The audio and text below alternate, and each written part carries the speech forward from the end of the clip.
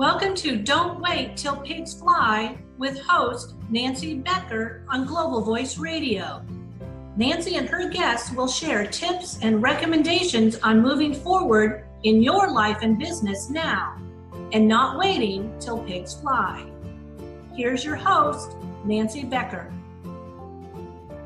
Good morning, everybody, and welcome to another issue of Don't Wait Till Pigs Fly, where we have conversations with and for business owners who want to grow their business. They're tired of sitting around waiting for those darn pigs to get up and fly, and they're ready to get started doing it themselves. So today I am going to be talking with someone who I met recently that I absolutely love talking with, and think that we're going to be friends for a long time in the future, and I can't wait to hear what all she has to say. Her name is Chantal Bosse, and this is what her bio tells us. From a blending into the decor type of kid, Chantal Bosse became a biochemistry student, having to prepare and deliver a seminar to get her diploma. Yikes. Little did she know that would eventually become her process to help people with their public speaking and presentations. Through her unusual career path, from lab technician to creating Chablis in 2004 to share her passion for visual communications, she understood how communications were important at all levels of our lives. Since then, Chantal became a TEDx speaker coach since 2012 and a Microsoft PowerPoint MVP since 2013. As a presentation and visual communication leader, she spends her time between writing, training, coaching, and designing for her clients and speakers. In May 2018, she launched the Women in Public Speaking podcast to help empower and inspire more women to embrace public speaking and up their game while taking the stage. Chantal and her business partner help public speakers and business people master the steps required to become impactful and sought-after presenters and leaders. 1, find a compelling story. 2, refine a message, and 3, design clear and impactful visuals. This formula empowers the clients to deliver their talks in a memorable and authentic way and even get a standing ovation. From story, message, design, delivery, and equipment, and event coordination, they help their clients achieve success and transformation with their audience. Welcome, Chantal. Oh, thank you, Nancy. Thank you very much. I'm so happy to be with you. Boy, I just read that bio and I'm going, ooh, how did I get the privilege of talking to this woman? Well, I'm just another human being with a passion that decided to try to make a difference. Well, it certainly looks like you're doing a good job of that. That's wonderful. And I really do thank you for being here. And I am going to jump right into our discussion with a question for you that I think is important for everybody who is in business, starting a business, and something that we all probably have done and need to know what it is, not to do it again. And that is, what is the number one mistake that people make when they're starting to prepare a presentation? It's really simple. And that number one mistake is starting into your presentation tool. Whether you're using PowerPoint, Keynote, Prezi, I don't care what the tool is. It's always the same problem. Starting in the tool gets us in the mode of, how do I make this look good? Will this be animated the right way? And we're focusing on the content, or the container, I should say, focusing on how it will look. And sometimes we're just drawn to what the tool is giving us as a standard, either titles and bullet points and stuff like that, which is not good. We're not in the creative mode of trying to figure what's the most important thing about my talk? What's my message? who am I speaking to? What are they expecting? What's their needs? Those are all the questions that people should start thinking about. And to do that, I go back to that very non-technological process of using pen and paper, cue cards, Post-its, whiteboard, whatever. I do have some people that say, oh, you know what? I'm really more of a mind mapping software person. Go ahead if that suits your needs. Me, I realize that I need to touch something. I need to use paper and pen. And it's funny because when I share a little bit more about my story now, how I started, when I was the biochemistry student and I had that seminar to give, that first time that I said, okay, failing that seminar is not an option. I'll fail my bachelor's. The way I prepared that talk was, with transparencies. We didn't have computer at the time. Transparency and Sharpies. And I drew all the diagrams and all the graphics I want to talk with instead of having lists. And that was transposed to what I did when I was an instructional designer in telecommunications. And I was working with instructors that they say, oh, well, just put whatever I have in the book. I told them, no way, you need to think about visuals. So going back to your initial question, if we go with pen and paper, what that allows us is that we're allowed to just draw some little stick figures, just draw what we're thinking about, using our brains in a more creative way. What images come to mind when we talk about that part of the topic?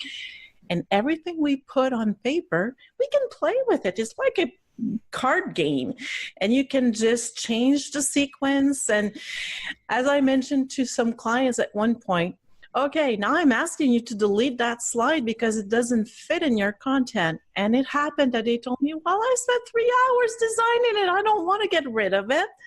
That's the problem when we start in the tool. Yeah. We get stuck into how it looks, what the container, how will it dazzle my audience? That's not the first thing we should focus on. No, I agree with you totally. And it's funny because everybody that works with me, if you ask them, what is the one thing that Nancy's always telling you? And they will tell you, write it down, use pen and paper, write it. And I'm sitting here, I'm getting ready to do a Facebook Live tonight, and I'm trying to put it all together. I've got drawings, I've got sticky notes, I've got my box of the cards, with the line cards that you can write on. And, yes. And I'll go, all right, well, does that make sense here? Or do I pick it up and move it over there? And so you're absolutely right. I hate PowerPoint.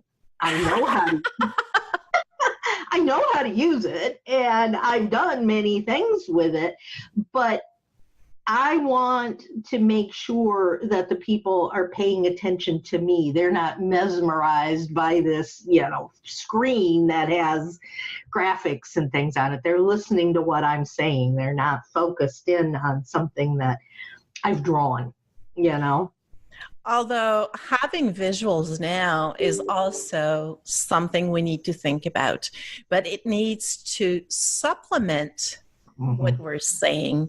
We still need to be, let's put it this way, the speaker needs to be the star on the stage, but having the visuals will help make your message more memorable throughout time. And they start to have some scientific researches about that, what you can recall if someone is talking versus someone talking with bad visuals or talking with great visuals that supplement or just have an impact on what we are actually saying. And there's a huge difference. I don't remember exactly the percentages because it's been changing. They've been redoing it. But the percentage of recall, if you have visuals, probably is over 60 or 70%, if I remember well. And if you have only voice, sometimes it can be as low as 20%. It depends on how people are articulate, how they modulate their voices, and how interesting their stories are. So it's a huge mix of having a compelling story, having a voice that you make sure you modulate so you keep interest, and having great visuals. I call it my type of triangle of success. I love it, and I understand that, and I wasn't saying to don't do anything with PowerPoint. Oh, no. But I know I've read in the past as well that, you put them to sleep, don't overdo it with the PowerPoint and, those kinds of things. And so I agree with you totally in that you do need to be the key person, and maybe do bullet points instead of having everything. Don't read everything that you've got on your PowerPoint. You do talking, and maybe there's a bullet point that brings up one of the conversations you're having. Is that what you're talking about, doing something like that? And even moving away from bullet points, because right now, actually, people have been almost trained to come into a hateful or negative state just because they see bullets on slides, because we've been overdoing it for so many years. And yes, you had walls of text on slides, and most of the time bullets that went with them. So moving away from bullets will help. Just having a few keywords. Having a simple phrase, sentence on a slide doesn't require any bullet. Even a small list, why use bullets? If we have enough spacing in between, it's quite clear that we have 2, 3, 4 elements without any problems. So it's really something that it's not required. The less bullets, now, the better it is. Okay. Now, you mentioned something when we were first starting the conversation, and that was Prezi. And I have used Prezi a lot, and I love it. And that takes you away from all of this that we're talking about and brings in a whole new dynamic. Why don't you talk to us a little bit about your thoughts on Prezi? Prezi can be a great tool if used well. What happens is that so many people start using it without having a nice comprehension of perspective and movement. And that did bring up some very awkward situations during which some audience members were just getting kind of dizzy or had that little motion sickness thing to it. And I personally encountered that at one point. A person was using Prezi, but the movements were so big. I said, oh, geez, I just cannot stand this anymore. I'm starting to get motion sickness. And I realized it's all in the way we use it. If people are planning well, because yes, you have that huge canvas that you can build upon, but if not used well, and if you don't have a perfect idea, what's my story, what's my thread from start to finish, you can fail big times with Prezi as much as with the other tools. So it's just a matter of how you use it. Well, I think that sounds to me like the first thing that jumps into my mind when you're talking about all of this stuff is no matter what tool you choose to use, you need to understand how to use it properly.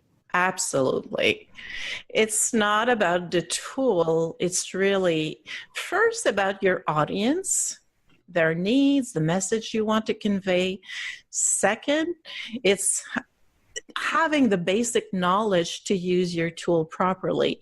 Sometimes my husband and I will say to clients, well, you know what? We could hand you the keys of a Ferrari, but if you don't know how to drive properly, you won't be a better driver because you're sitting in that luxury car. It's the same with whatever tool. You need to learn the basics. Some people say, well, I don't have time. Well, for as long as you don't have time to learn the basics, you won't have the great results that you want. These things go together. It takes a little bit of time, investing your energies in learning the tools that will make you better, the tools that will push your message forward in a positive way. Do you have any suggestions? And I know the next question that we were going to go to was how many slides should a presentation have? And I want the answer to that, but do you have any suggestions on when to use the different tools? Is there a particular time when maybe using PowerPoint would be better, but then at another time, maybe if you know how to use all of these things, that maybe you do use Prezi or you use something else? Or is it just what you feel better using? I guess if you have a preference for a tool, keep digging how to use it better, because the better we get at using a tool, the better the results. And as a comparative, I did a training once on Prezi because I was asked to do it, got to learn it, got to show people what were the challenges of using the tool. But all the reasons people that really love it, they kept telling me, oh, I love Prezi because I have that movement, because I can give perspective. Because I've been drilling down all the possibilities in PowerPoint for so many years, I can now say with all the improvements, I can do very similar things in PowerPoint that are done in Prezi. It's just a matter of knowing the tool. Mm-hmm. So instead of being good at many tools, try to be excellent at one tool and use it properly. I think that would be time well spent instead of just spreading yourself thin. No one has the leisure of spending hours and hours on tools to be trained on during a week. So maybe just focus on one, get really, really good at it, and make sure you use it well. So that would be the best thing, because I don't think if we keep in mind that our sole focus is audience value and message, who cares about the tool? Finally, it's how you deliver your message that will count. Of course, how your presentation will look, all your visuals will look, that does make a difference in the eye of the audience.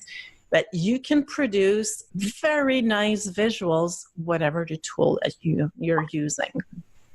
Perfect. I agree with that so completely.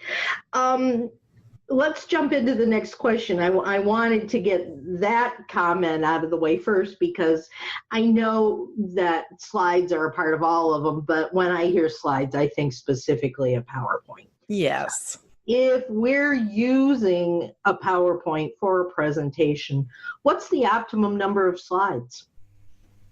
You'll probably laugh at my first answer. Who cares? I love it. That's perfect. Because it reminds me of a client that said, oh, you know what? I'm not allowed to use more than 10 slides. I said, no way. What are you talking about, 10 slides? Because what we should focus on is creating a momentum, making sure we have visuals that change on a regular basis. So we have, I'm not sure I like the word, but it's still the right word to use. You keep your audience entertained, so to speak. Why are people watching so many videos? Why do we remember about ads on TVs and stuff like that? Because we have a quick pacing of visuals. If we recreate that modulation of pacing in terms of visuals in our presentation, that's when we get the most impact. And the most rational people will say, well, you're still not answering my question. I want to know how many slides. Well, try to think, if you have to spend 5 minutes on a slide, that's way too much. That's way too boring for most audiences. If you have that much content on a slide, it should be divided. So if you spend 5 minutes on it, but instead, if you have 10 slides, it means that you'll be spending half the time on all the slides. And you could go down like that. Try to think in terms of, if I try to have content that I change my slide every, let's say anything in the range of 30 seconds to a minute. That means that usually you have one point that you make on the slide and then you move on. If you have one point that's really complicated, divide it so you have a build. And when I say divided, yes, we could use animation so we have a building animation. Either way, that doesn't matter the process you're using, but people that are not familiar with animations, just divide it on several slides. You'll have a very similar effect, but you won't be wasting your time on a feature that you're not familiar with. Absolutely. So there are more than one way to have a great end result. It's just using it to make sure that we're efficient. We're not wasting on any time on something that we could do in maybe half an hour instead of 2 hours. So in terms of pacing, every time you have a visual movement, meaning a slide transition, that helps keeping the attention of your audience.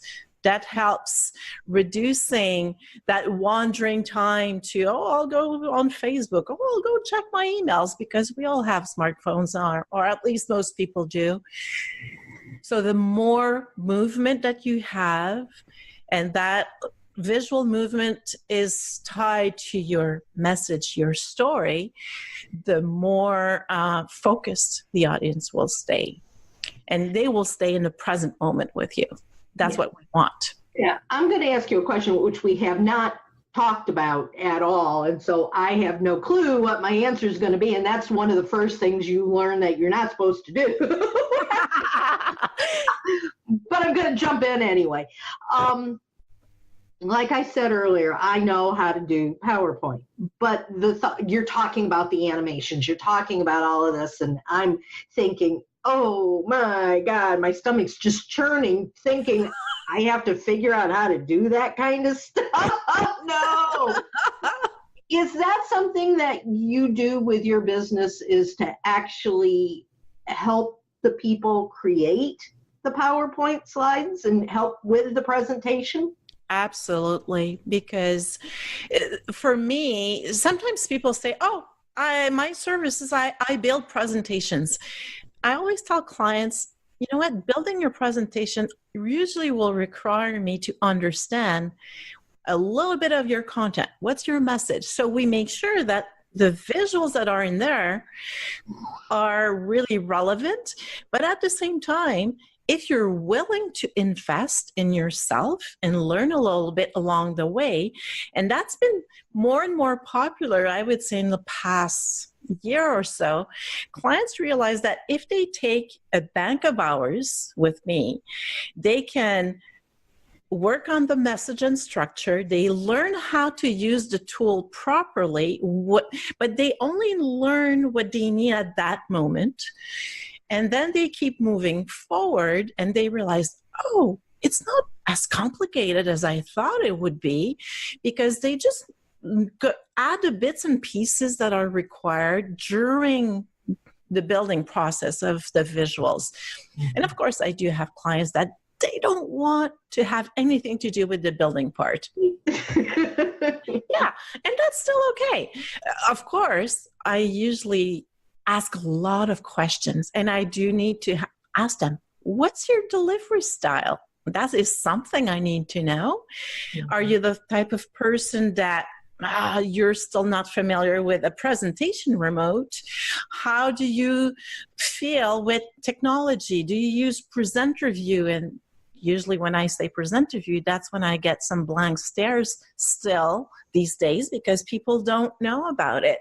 But that helps relieving the stress and just keeping focused.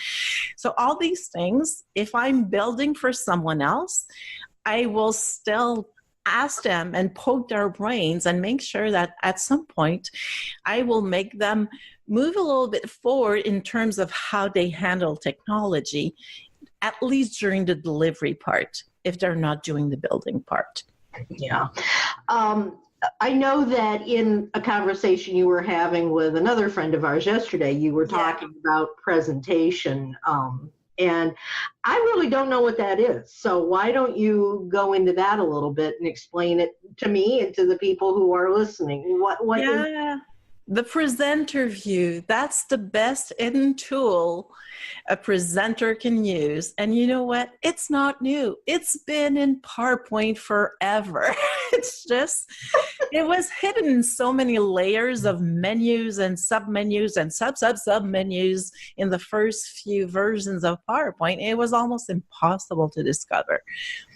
Presenter view, what it does is that when you are in presentation or slideshow mode, on the projection screen, you have the main slide. That's what people see. On your laptop, you have another type of screen on which you have the slide on which you are now. You have also a slide, the upcoming slide, so you know where you're going. And all the notes that you can put beneath the slide will be there as your speaker notes. So people that sometimes say, oh, I have to give that data at that time, and I have a hard time remembering what's that percentage or what's the year the research was done in, you can put that in there. And in that window, what's nice is that you can resize it. It's not a one size fits all. People that say, oh, I don't really give a damn about that upcoming slide being so large.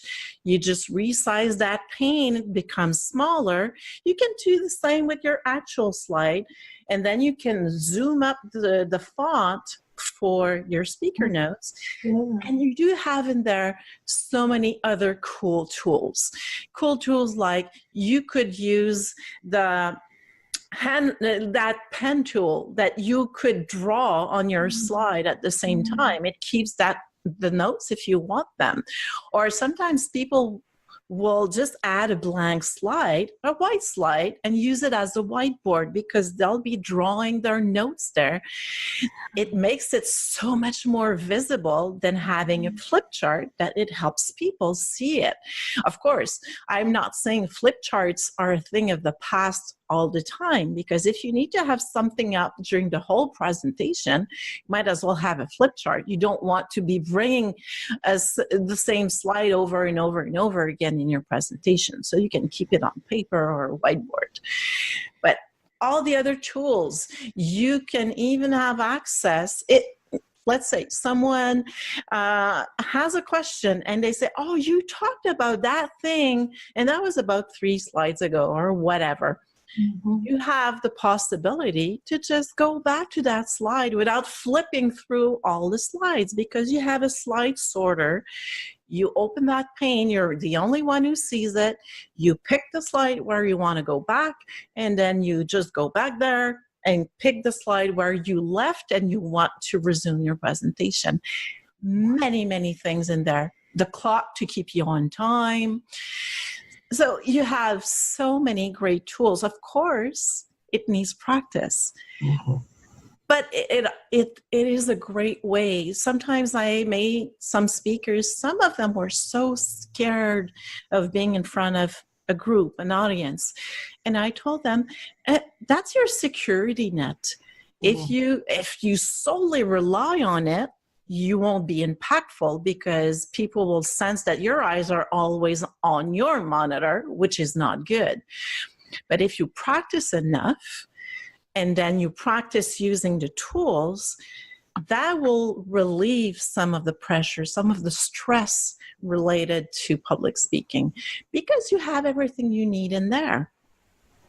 I love it. That makes me excited to go and play this afternoon. I want to. Yeah, it's really a great way to use it, and it relieves so many tensions for so many people. When I made them realize hey, did you ever use that tool? Some people said, oh, wow, I could have a few notes in there without being scared of forgetting. Yes, you can. Mm-hmm. It's Well, all. and I'm seeing, because when I do some things, I'm doing a lot more online, and I use Zoom, and I use Zoom Webinar, and you can share your screen and everything through Zoom so people can see it. I have 2 monitors, and I'm thinking, well, that'd be really cool because I can do this PowerPoint presentation through Zoom on my one monitor, and I'm watching everything that you're just talking about on my other monitor. Absolutely. And it wouldn't show because you just flip from one monitor to the other. You move your mouse, people don't know about it. And everything's perfect in that type of world because you have full control of what you're seeing, what you're saying, especially when it always happens in some parts of our content. We always stumble on that little thing at one point. Well, if we have it, or at least have access to it, it makes our lives easier. Yeah, that sounds wonderful. I can't wait to play. Thank you. I've gotten so much out of this conversation today. I love it. And I hope everybody listening has too. Are you guys taking notes? You need to. And the thing that we've learned so far is practice. Oh, yeah. And I repeat that so many times. It's the only way to have, we can have good results. But if we want excellent results and be considered as leaders and experts in our industries, we need to level up. We need to up our games, and that's how to do it. Absolutely. Now, I'm really interested as well in learning a little bit more about this last question that we're going to talk about, because it's something that I do all the time. And I didn't know about this either. Google Image. What is Google Image, and is it the best place to source photos and graphic elements? Well, the first part, Google Image. If you go in Google, you have an extra tab. By default, you're having web results, so web links and pages and websites. Mm-hmm. But you have a tab that you can flip to images, which means that with the keywords you put in, you'll get only thumbnails of images that correspond to those keywords. Mm-hmm. That's the first way, I would say, to get inspiration. You want to make something more visual. You're not sure how to tackle this. If you go to Google Image just to get inspired, that can bring up new ideas, either doing your own photos, even with a smartphone. That's not really a problem. And the number of pixels that we have on those phones now is really incredible. Or sometimes it could be how to build a graphic element from within PowerPoint, from within your whatever the tool you're using to create graphics. I go back to that. Who cares? Use the tool that you want to use. Yeah. But the second part is it the best place to source? I usually say, when in need of visual, Google Image is not your best friend. Because if you forget to restrict the results to copyright-free material, then you could get in big trouble. Mm-hmm. And you can now, it's getting better. If you're using in the Tools tab, then you can restrict the results to a license that is either public domain. I just don't remember if it's in there, but you can restrict to, okay, it's personal use, it's commercial use, commercial with modification, commercial without modification. So you have a list of various licenses that you can restrict your results. It's still a good place to start. Does it mean it's always clear that you can use the material? Not always. Sometimes you try to search on a site and you're not sure, can I use this? If I use it, do I need to attribute and give credit to the author or not? How do I need to do it? So it's a starting point to be inspired, Google Images, but I really recommend using some sources that are well known to have copyright-free graphics, images, movie clips, and illustrations. Anything you want to make sure you can use without having any trouble. That is the best way. And there are tons now that you can use. They're just popping up all the time. I know one that I've been using a lot is pixabay.com, but there's unsplash.com that is also really popular. Although even those sites they're now really, they have given us more access to really quality material in the past few years, which is a great thing. Always check the license. I know that I probably have a tendency to go to Pixabay a lot because it's really clear. You like that photo, you see that, okay, it's CC0. What does CC0 mean? It's Creative Commons 0, which means it's public domain, and it tells you you can use it, modify it, and you don't need to attribute it. Yeah. Doesn't mean that you don't need to recognize the great work those people put in. I've been using that site a lot. And at one point for a specific project, I remember I had a theme that the creator that popped up was almost always the same one. I said, oh man, he's doing such a great work and making my life easier for this project. I just clicked that PayPal link and sent them. I think I sent them around $30, $40 just as a recognition for the great work. It doesn't mean that a free site, we should not recognize what the great creators are doing. So it's food for thought. If you prefer the free sites, perfect. But try to recognize the people once in a while because they're giving us tons of great content for free. But I guess they do have a living to earn also. To me, yeah. And in fact, those are my go-to ones as well, Unsplash and Pixabay. Oh, yeah. I just found a couple of weeks ago, and I'm loving it. I cannot think of the name of the site right now, but it's video clips. So that when I'm making my own videos, I now can not only put in the still pictures, but I can throw in a video clip here and there. And it's just, oh, this is so cool. Oh, yeah. It's great. And so I highly recommend, and absolutely, I will share on posts. I will share who the person who took the picture is at times. I have sent money as well, and it's really nice to know that stuff's there, that I don't have to go out constantly and get my own because there's already something there that I can use. Thank you, That's it. Oh, and you just mentioned the video, and I was curious, and I restricted my browsing to videos in Pixabay a couple of days ago, and it brought up quite a few interesting clips in there, and I didn't even have any keywords at the time, so I figured, oh, they're really upgrading the quantity of information they make available on the site, which is really awesome.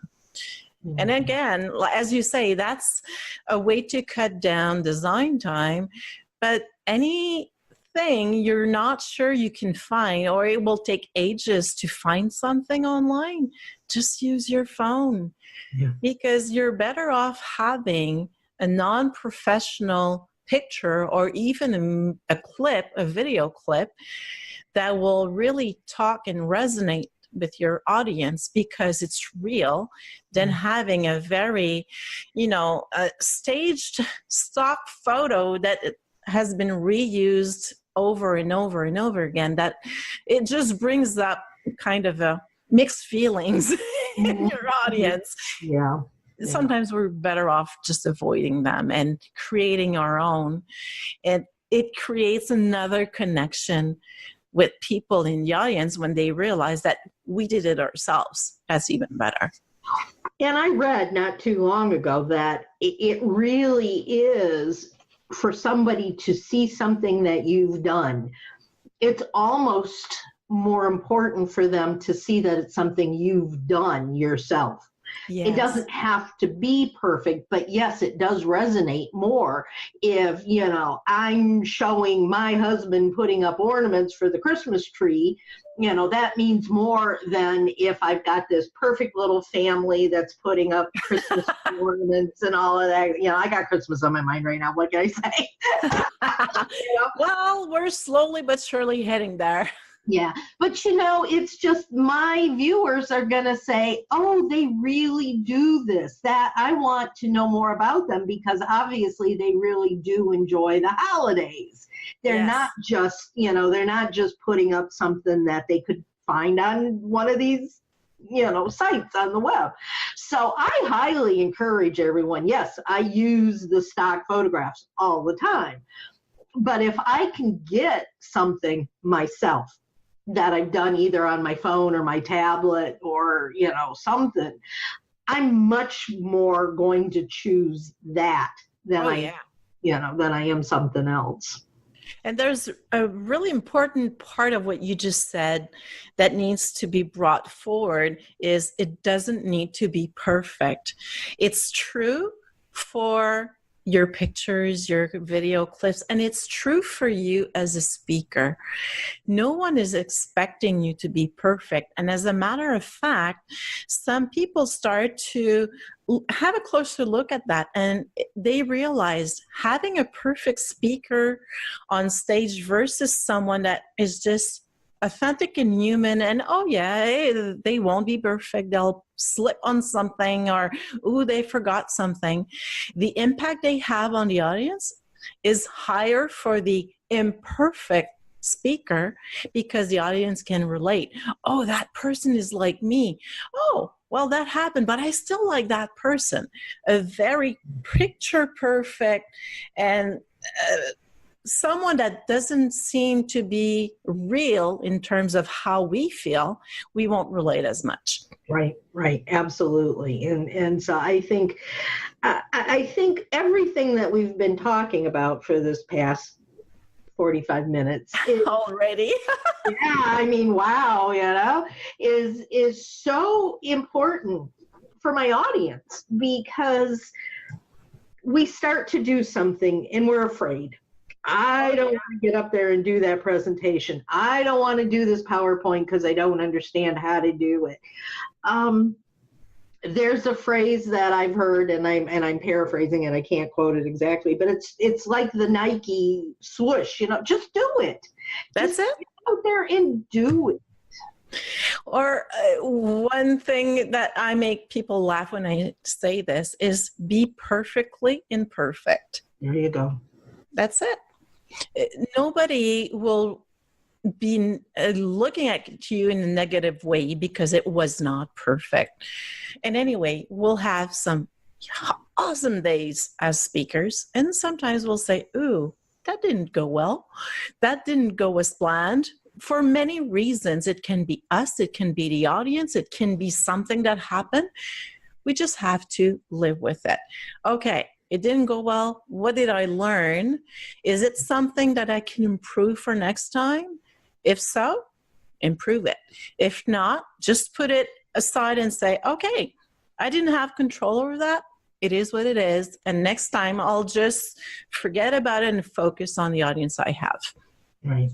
Absolutely. So, hey, everybody, are you listening? These are wonderful words of wisdom. And I know I've been sitting here taking notes the whole time. And so I really, we're getting down to the last couple of minutes of our talk here. And I really want to thank you, because it's been such an important conversation, such an interesting conversation. I've personally learned a lot, and I'm sure my listeners have too. Is there anything burning that you really want to share with us before we say goodbye today? Well, I'll just go back to please practice, plan and practice. Put those words up on your vision board in front of you, you know. Absolutely. You know, and I was talking about vision boards the other day, and I said, it's really nice to have these pictures of all these things I want to have happen, but you know what? If I'm just sitting here thinking, gee, I would like to have that, I'm probably not going to get it. You need to practice. You need to do the work in order to get those things to happen. This is a perfect example of what I talk about all the time. When you get out there, pick something that you want to do, whether it's using Prezi, whether it's using PowerPoint. Find one of those sites that has those wonderful royalty-free pictures and work with them. Make sure that you've got as much as you possibly can, knowledge and experience, and you guys will do great. And plan on doing presentations, because it's an important part of any business, whether it's just standing up at a networking group and presenting who you are. A 1-minute elevator speech is really a presentation. It is. It is. So whatever the reason, we always need to put ourselves out there. We always need to promote our businesses, push out our message. So it can be with visuals. Sometimes it's not. But in the end, it's always making sure we have a relevant and valuable message. Absolutely. Well, thank you so much, Chantal. I so appreciate getting to know you a little better, getting to hear your wonderful words of wisdom. And I know that everybody listening is going to download, subscribe, make sure that not only hear Chantal, but you listen to every week of Don't Wait Till Pigs Fly.